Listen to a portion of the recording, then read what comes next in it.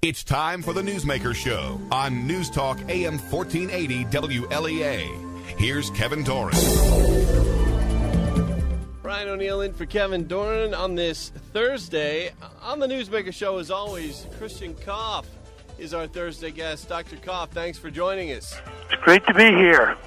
Wanted to talk today about a number of issues: education, healthcare, medical marijuana, and fracking. Starting out with education. This week in New York State, Dr. Kopff, schools in New York are doing what they call field tests. It's connected to Common Core. The state union NYSUT, New York State Union of Teachers, they're against that, saying that there's too much testing and not enough teaching. Also, we see more and more on the left. Groups like NYSUT are not terribly pro-Cuomo, which is unusual because he's a Democrat governor in a Democrat state. NYSUT came out and said they are not going to yet endorse Governor Cuomo. Cuomo lacking popularity with some teachers in the state because of his wanting the teacher evaluation system and Common Core. Teachers say they feel that they're over-scrutinized as educators, and it's hard to teach with someone looking over your shoulder, they say. Some teachers in New York State also don't like Common Core, and the unions also expressed their problems with that. And some in the unions don't like the governor preventing spending on education from going up. Dr. Kopff, you've been in education for your professional career. Wondering, you're also originally from New York State. What the teachers say, too much testing of students and too much scrutiny of teachers. How does the education field pull away from that sort of process of constant testing and still get results? Well, you're asking an excellent question because Common Core does have one point. Granted all the money we spend on education, both K through 12 and university level, what are we getting for our investment? And the objection to Common Core that I can see is that it has a sort of one response to it, which is we'll do testing. And that means you have to have standards because you can't test unless everybody agrees with what you're testing on.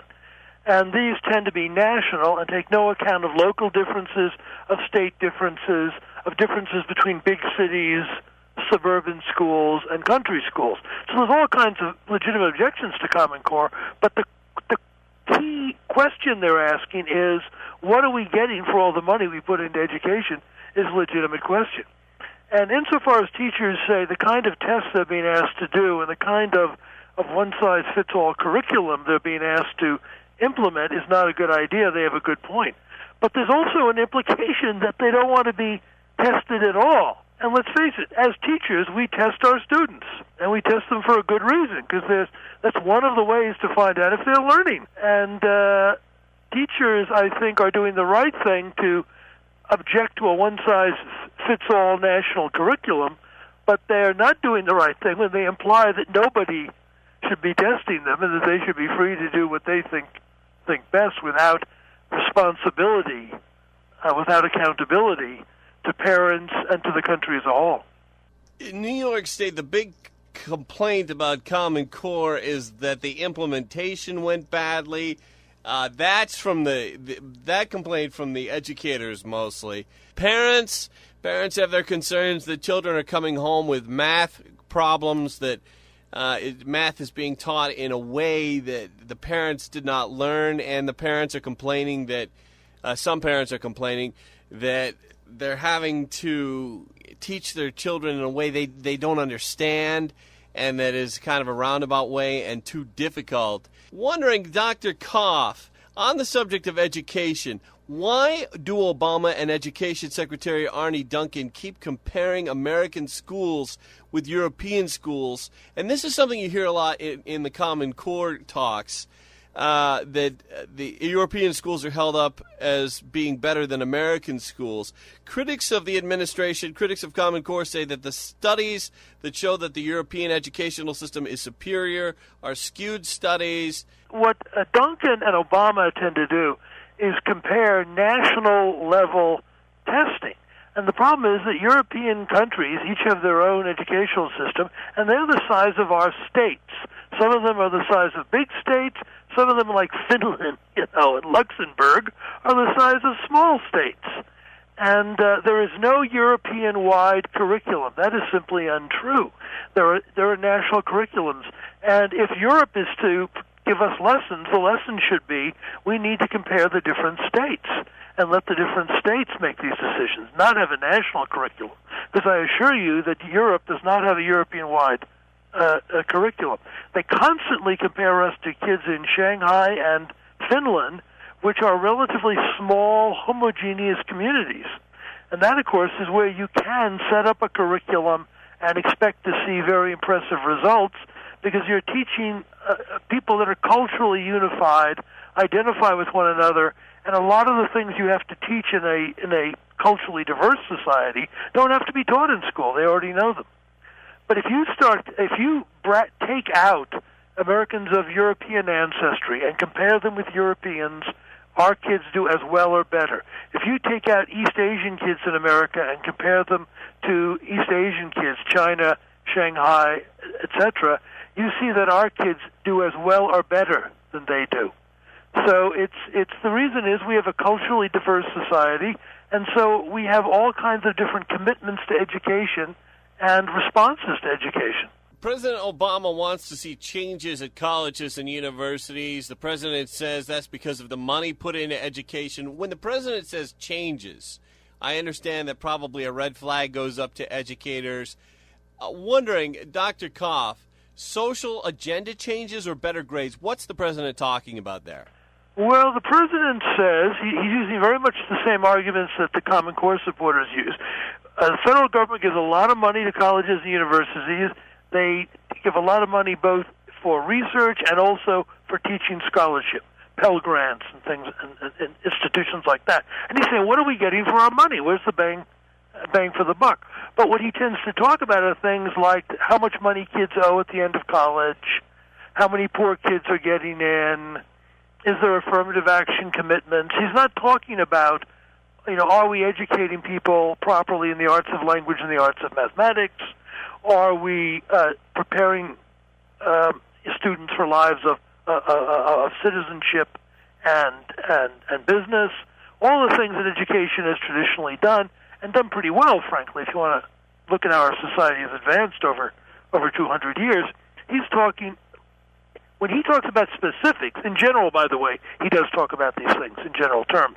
When he talks about specifics, it tends to be how much money kids owe when they get out of school, affirmative action, how long it takes them to get through, all the rest of these issues, which are not unimportant, but they're secondary to whether or not schools are doing their job. And that's what the schools are coming back at him and saying, if you want to compare us, then let's do it on a level playing field where we can all see what's being asked and we can make rational objections if we think you're wrong. Newsmaker host Kevin Dorn would hold that when schools take money from the government, what happens is the government starts dictating that the schools have to hold certain government views. Your thoughts on the possibility of that happening? That's almost inevitable. They start off by saying they're helping you, and they're going to help your research program in biology or physics or whatever. And then it turns out they want to determine what sports you're offering, which is what they do now. Every school in America that takes government money has to have an equal number of female and male sports, whether or not there's an equal interest in these things. And that's just one issue. Also, are they teaching the right things? Are there affirmative action programs which you can show by having bureaucrats who are appointed to it? These are all things that do nothing for education, and in some cases subvert it, not all. And it involves a program of, all education, teachers' attitudes come across, and there's some degree of persuasion and brainwashing in every education. But the appeals that are being made by the federal government now really are to move toward more brainwashing and less teaching. And that is a bad move as a trend. On the Newsmaker Show, Brian O'Neill in for Kevin Dorn. Today on with Dr. Christian Kopff from the University of Colorado in Boulder. Dr. Kopff, in New York State, they've just announced that they're doing a I don't know if I would call it medical testing. They announced that they're going to start giving a certain dosage of medical marijuana to children suffering from epilepsy. Your thoughts on medical marijuana for children who have that disease? Well, medical marijuana has in the past been used a lot for older people who have chronic pains involved with things like arthritis, like glaucoma, and things like that. And the result is, the problem about older people is that at a certain stage they go away, and the long-term consequences are not likely to overweigh the benefit of the reduction in pain. When you're giving this to children, the studies of what happens to children who are subject to steady dosages of marijuana is that they become cold, they become distant, they lose the ability to sympathize with others. In one sense, it's a much better lifestyle. You don't get upset. You don't get angry, But they're taking a terrible chance giving this to children where the chances of long-term consequences and unintended consequences are very great, and we already have some reporting on what that might be. It's totally different to give it to an older person in the 70s and 80s who has glaucoma, who has arthritis, who even has some kinds of cancer, and you're reducing their pain, and there are no long-term consequences, right? But in the case of children, there are long-term consequences. So I think it's nerve-wracking for them to make such a radical decision in a world in which we have so many ways to reduce pain. It seems, on the topic of drugs, it seems that the jails are overcrowded with drug users. The critics would say nonviolent drug and alcohol offenders. Some argue this is a result of the 1970s Rockefeller drug laws in New York State.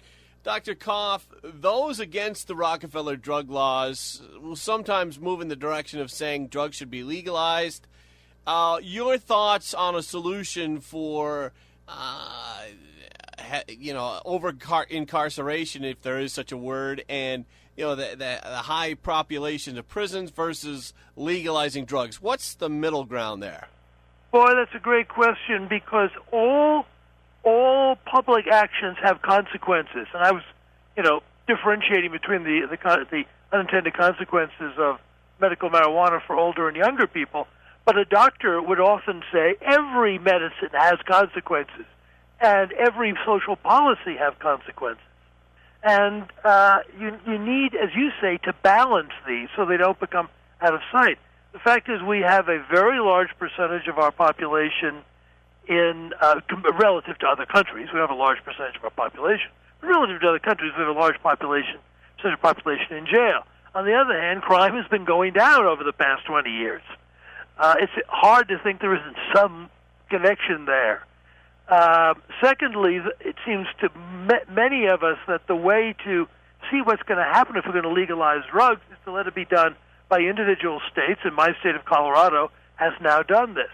And it's time to sit back and see what's going to happen in states like Colorado and is the other one, Oregon, where drug use has been loosened, and see what the consequences are. But we shouldn't be running headlong nationwide into this. And what we should be doing, and I think we are doing it, is try to distinguish between casual usage, where there are slaps on the wrist, and people that are actually selling drugs, where they are treated as people who are leading to all kinds of bad problems, and they should be punished. We're talking with Dr. Christian Kopff on the Newsmaker Show. When we get back, we'll talk with Dr. Kopff about the topic of hydrofracking, a very big subject now in New York State, as there's a major case in the Ithaca area that's in the courts. We'll return in just a moment.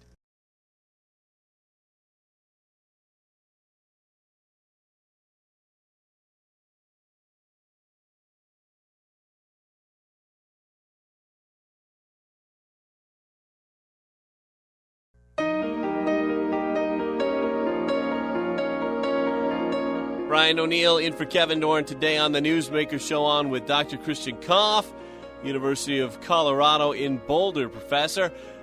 Dr. Kopff, hydrofracking, the Gannett media in New York State, which, many would say leans to the left, Gannett is going after Governor Andrew Cuomo. Gannett reporters made Freedom of Information requests for notes taken during conversations between two of the governor's top aides and the Department of Environmental Conservation head, Joe Martens, as well as State Health Commissioner Dr. Shaw. The conversations were about hydrofracking, and this was done during a hydrofracking review. Here in New York State, the governor has still not made a decision on that, and none of the agencies under him have either. The documents were released to Gannett, but some of the conversations, some parts of the documents were crossed out with a marker. The governor's been criticized for doing this. His response was that he was protecting the state health commissioner's health and life and safety in doing so.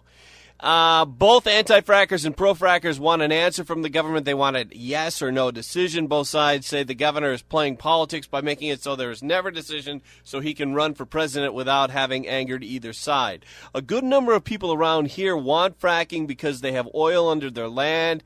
Now, some don't. They say it causes water problems. Dr. Kopff, your take on the governor getting FOIL requests from the liberal media, and the liberal media actually going after Cuomo on this one. Well, it's always a good sign to see the mainstream media do their job. Can't be said that they're exhausted doing it. Part of the reason why I think a governor like Cuomo makes mistakes is that he's not held to a very high standard, and then this happens to everybody when you're not being checked on. It's one of the problems we have with there being no checking of teachers as opposed to constant testing all the time. The two extremes. You don't want no checking because people start cutting corners, and Cuomo has been cutting corners and getting away with it now for quite a number of years. On the other hand, he's facing a problem in which there are, again, consequences for what you're doing. We need to move toward energy independence, and fracking is a way that allows us to use the oil that we have to do that. And we're talking about, otherwise the major sources of oil are the Arabic states, the Russia, on and on and on. So we should be using this stuff, but we also need to be careful about the environment we live in. There's no question about it. And again, one would like to see a situation in which different states make different decisions, and we see what the consequences are. And what Cuomo wants to do is the most common physical exercise of an American politician, which is to kick the can down the road. These guys, that's how he stays in such great shape all the time. And protect the life and health and safety of the state health commissioner. Well, yes, exactly. As some states are fracking, so we find out what happens. I don't see a problem with other states making the other decision. The problem we're all having with Cuomo is he won't make a decision. And this is a terrible sign for him to be a future president, because as George W. Bush liked to say, I'm the decider.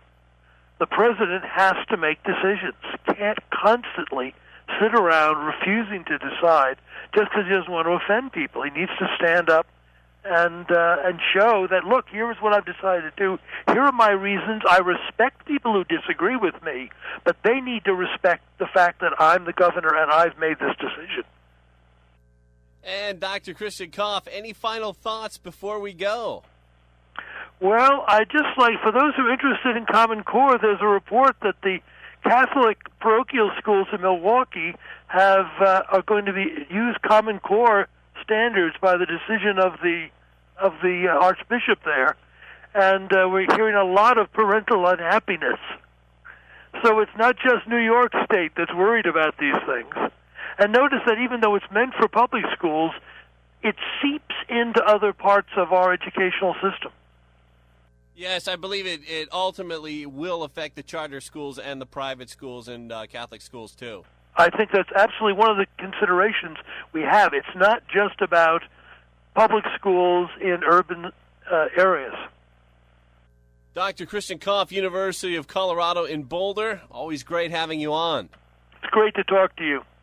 I'm Brian O'Neill in for Kevin Doran. Kevin will be back on Monday, and Dr. Heineman is on tomorrow. Thanks for listening. NBC News is next, and after that, Kill Meet here on AM 1480, WLE 80, WLE 80, WLE